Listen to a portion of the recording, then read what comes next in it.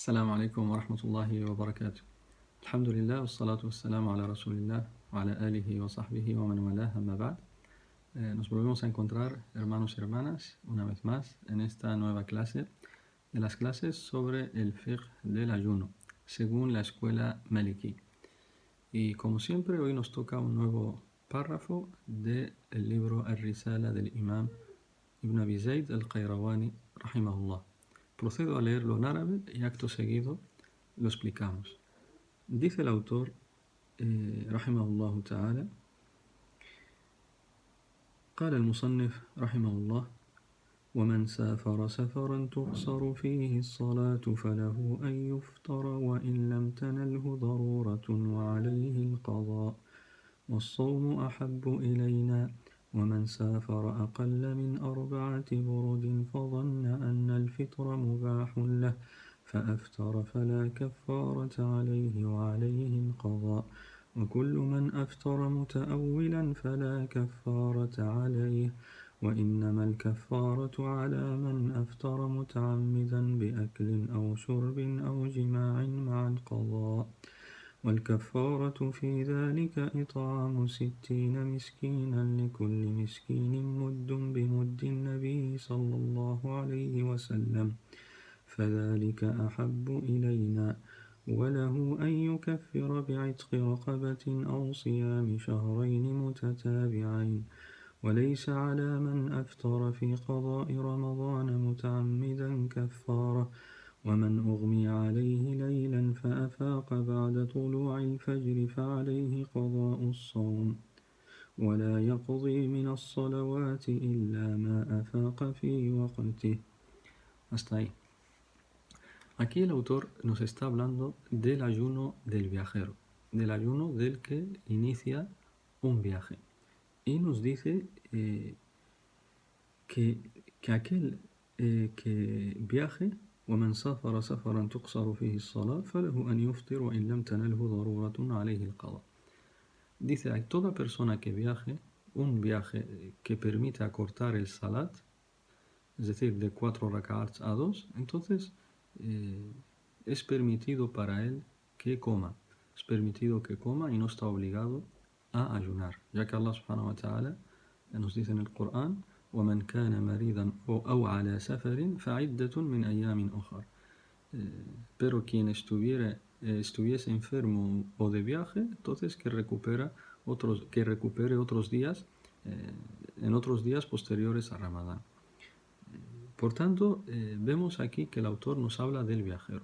Y en la escuela Maliki, el viaje que te permite comer en Ramadán debe tener 3 condiciones, o consta de 3 condiciones en la escuela Maliki para que un viaje sea permitido comer en Ramadán. La primera condición que mencionan los sabios malikíes o la escuela Maliki es que sea un viaje en el que se acorte el salat, es decir, un viaje.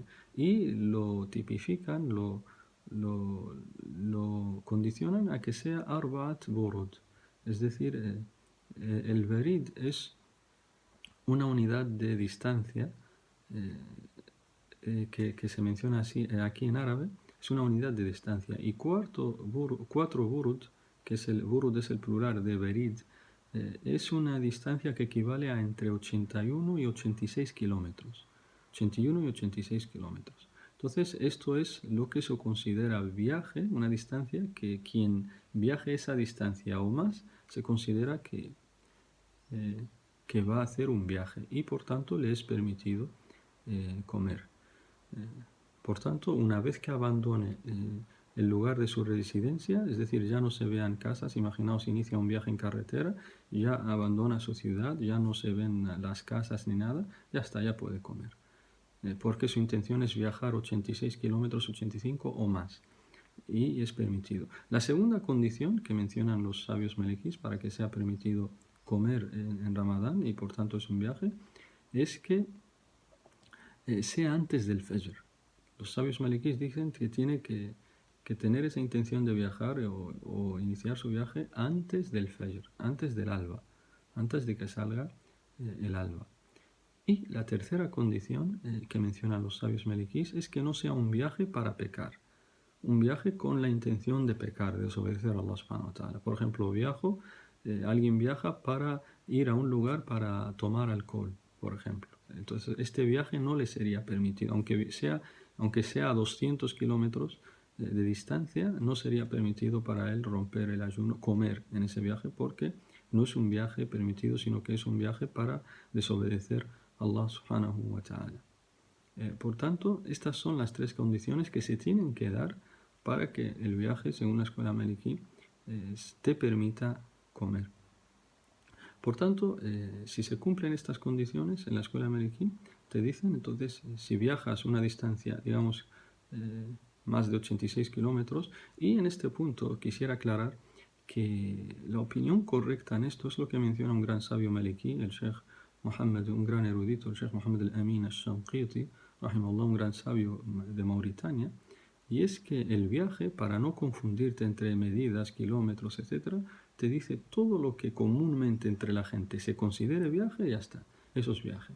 Sin mirar a los números, a los kilómetros, sin mirar. Si la gente entiende que ir de tal sitio a tal otro es un viaje, entonces ya está. Ese es un viaje y te permite comer. Y si no es para desobedecer a Allah, ya está. Te permite comer en ese viaje.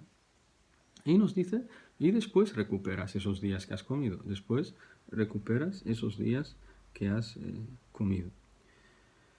Después nos dice, وَالصَّوْمُ أَحَبُّ إِلَيْنَا. La escuela Maliki dice, entonces se plantea la cuestión, ¿qué es mejor cuando uno va de viaje? Entonces tienes la permisividad de comer o ayunar. En el viaje no es que estás obligado a comer, es permitido que comas. Si quieres, si tú decides comer estando de viaje, es permitido en el Islam y Allah te lo permite, subhanahu wa ta'ala. Pero entonces plantean la cuestión de ¿qué es mejor? ¿Ayunar en el viaje o comer? Entonces hay diferencias de opinión. El profeta sallallahu alaihi wasallam en el hadith lo deja claro, dice si quieres ayuna y si quieres come. Y la escuela Maliki te dice para nosotros lo mejor es ayunar, وَالصَّوْمُ أَحَبُّ إِلَيْنَا, pero para quienes se sientan fuertes, con fuerzas de ayunar. En cuanto a la persona que ve que en ese viaje se va a sentir débil y demás, entonces lo más correcto para él es que no ayune, sino que coma, porque es una concesión de Allah subhanahu wa ta'ala para con nosotros. Si Allah ama, que se acepten sus concesiones. Después nos dice, ومن سافر أقل من 4 برد فظن أن الفطر مباح له فأفطر فلا كفارة عليه وعليه القضاء. Después nos plantea la cuestión de que si una persona viaja a un sitio y piensa, a lo mejor en ese lugar donde va a viajar no se considera como viaje, pero él pensaba que eso es viaje, eso es viajar, y por ello comió. Pero después le dicen que no, que eso no es un viaje, y se da cuenta. Entonces nos dice en la escuela Maliki que no hay inconveniente, simplemente recupera ese día que ha comido y no tiene que ofrecer ninguna expiación adicional, simplemente recupera ese día.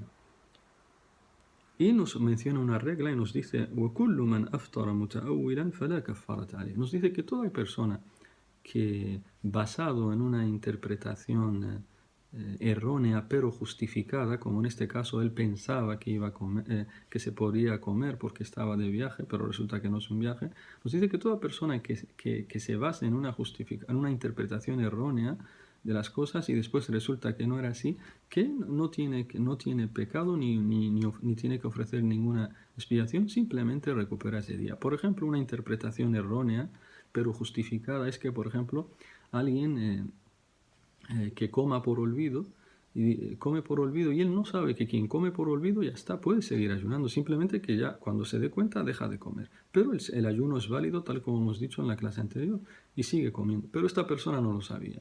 ¿Qué pasa entonces cuando dice, oh, ya está, he comido por olvido, ya está, he estropeado el día de hoy, entonces voy a seguir comiendo mejor? Entonces esta persona, aunque siga comiendo, no incurre en pecado porque estaba justificado, pensaba que quien come en Ramadán, aunque sea por olvido, por error, ya está perdido su ayuno. Entonces a esta persona le decimos, no has incurrido en pecado, pero tienes que recuperar ese día y no tienes que ofrecer ninguna expiación. Así establece la escuela del Imam Malik, rahimahullahu ta'ala. Después nos dice وإنما الكفارة على من أفطر متعمدا بأكل أو شرب أو جماع مع القضاء. Nos dice, la expiación, ciertamente la expiación es para toda persona, yani, además de recuperar ese día, para toda persona que coma o beba o mantenga relaciones con su mujer o la mujer con su marido durante el día, quien lo haga deliberadamente, intencionadamente, es decir, porque quiere, esta persona se considera que ha anulado su ayuno intencionadamente. Y es un gravísimo pecado en el Islam hacer esto. Anular tu ayuno porque quieres, no porque estás enfermo ni nada, sino porque quieres.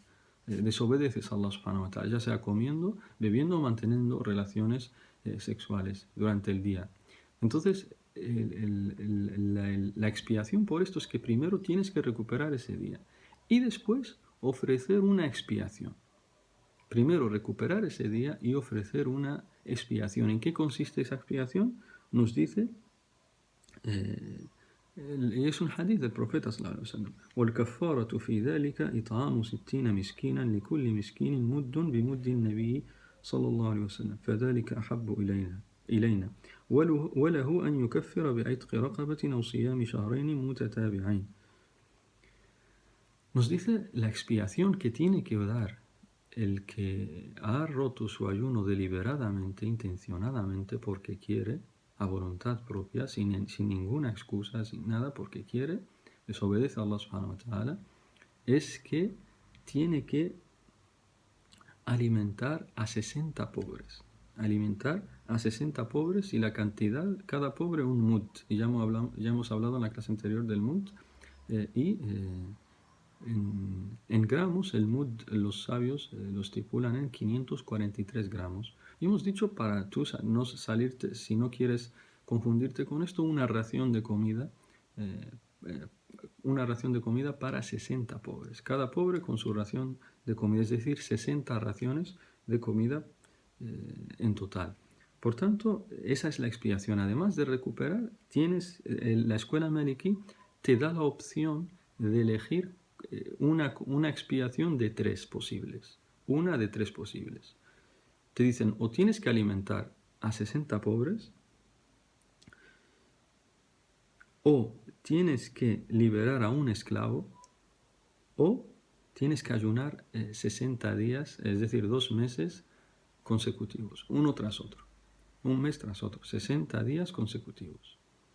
Entonces, esta es la opinión de la escuela Maliki, es decir, que esta expiación es a elección de la persona. La persona elige cuál de las 3 cosas. Además de recuperar, elige, libera a un esclavo, o alimenta a 60 pobres, o ayuna 60 días. Pero la opinión correcta, de acuerdo al hadith del profeta sallallahu alaihi wasallam, el hadith auténtico de Abu Huraira radiyallahu anhu, es que esto tiene que ser por orden. El hadith dice, primero se tiene que liberar un esclavo. Si no puede, en esta época no podemos liberar a ningún esclavo, entonces pasa a la siguiente, que es ayunar 60 días consecutivos. Y quien no pueda, entonces alimenta a 60 pobres. Este es el orden que hay que seguir.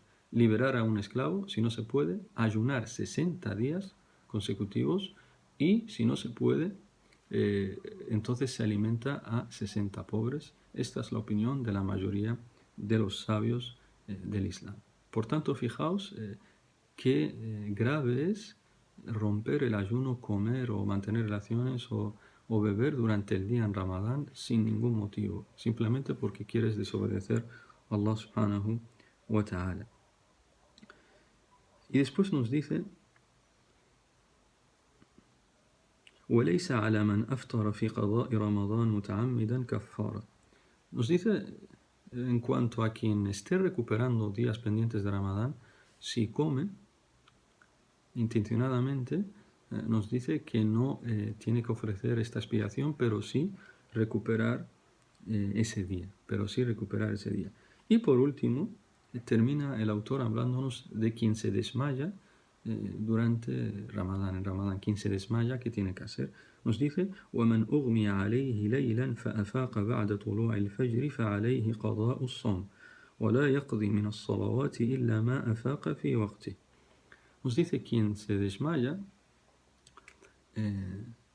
por la noche y se despierta de día, tiene que recuperar ese día. Tiene que recuperar ese día. Y en este tema lo especifico más, la escuela Maliki nos dice que, por ejemplo, imaginaos que una persona se desmaya, está inconsciente, está en coma, desmayado o inconsciente durante todo el mes de Ramadán. Desde que se inicia Ramadán hasta el final de Ramadán. Esta persona tiene que, cuando inshallah se cure, entre en sí y recupera la conciencia, esta persona tiene que recuperar todo el mes de Ramadán. Después dicen, quien se desmaya todo el día, está todo un día, por ejemplo, solo se desmaya un día de Ramadán, pero está desde el Fajr hasta, por ejemplo, todo el día, hasta el Maghrib desmayado.